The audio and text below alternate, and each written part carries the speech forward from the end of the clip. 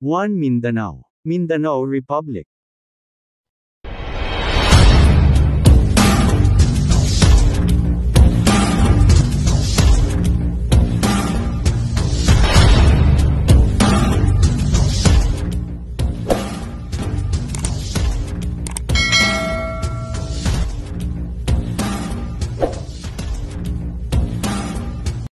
Balak ni dating former President Rodrigo Duterte na isulong ang ideya na ihiwalay ang Mindanao sa Pilipinas, na ikalawang pinakamalaking isla ng Pilipinas at isa sa mga pinakamayaman sa likas yaman ng bansa.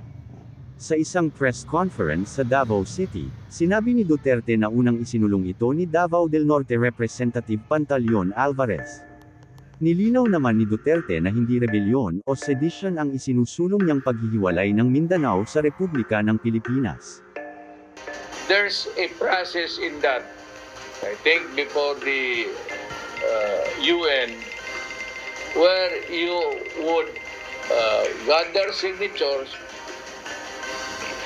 from all sorts in Mindanao, magpirma, verified, under oath, in the presence of so many people, decide that we want to separate. Kaya kung ganon lang naman kayo dyan sa Luzon, pati sa Visayas, bahala kayo. Kinontra naman ng mga mambabatas mula sa Mindanao ang isinusulong ni Duterte.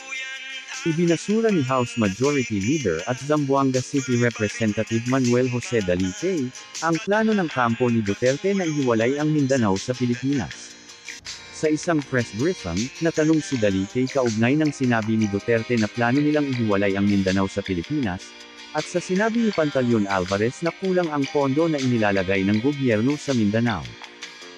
That is their opinion. We don't share the same idea. Ayaw namin humiwalay. Sinabi ni Dalitay na hindi nito nakikita ang benepisyong makukuha ng Mindanao kung hihiwalay sa Pilipinas. So why I don't see. Right now, we're good and I don't see any benefit for this country, for Mindanao, to separate. Tapos, pag titingnan mo ng buo, hindi maganda sa ekonomiya na hihiwala yung Mindanao, may iwan eh. So, I still believe that we have, it is of more benefit that Mindanao be part of this republic. Pag humiwalay siya, madidihado pa. Okay lang siguro yung mga nakakuha na ng 51 billion pesos na sa kanilang distrito o sa kanilang syudad. Paano naman yung mga wala pa? Ihiwalay nyo na? So, I disagree with them. Ang tinutukoy ni Dalitay ay ang 51 na bilyong piso na inilaan ng gobyerno sa distrito ni Davao City Representative Paulo Duterte, sa huling 3 taon ng kanyang ama sa pwesto, na ang naturang pondo ay mas malaki pa sa nakuha ng ilang ahensya ng gobyerno.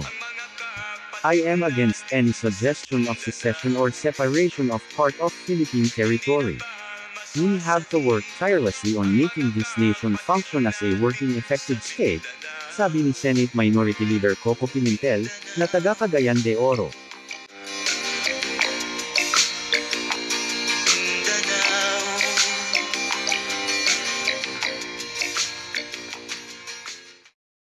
Maraming salamat po sa inyong panunood. Kung hindi pa kayo nakasubscribe ay pindutin nyo na ang subscribe button, at like, share at bell button na din para sa ating mga susunod pang upload. Maraming salamat po. Mabuhay Pilipinas!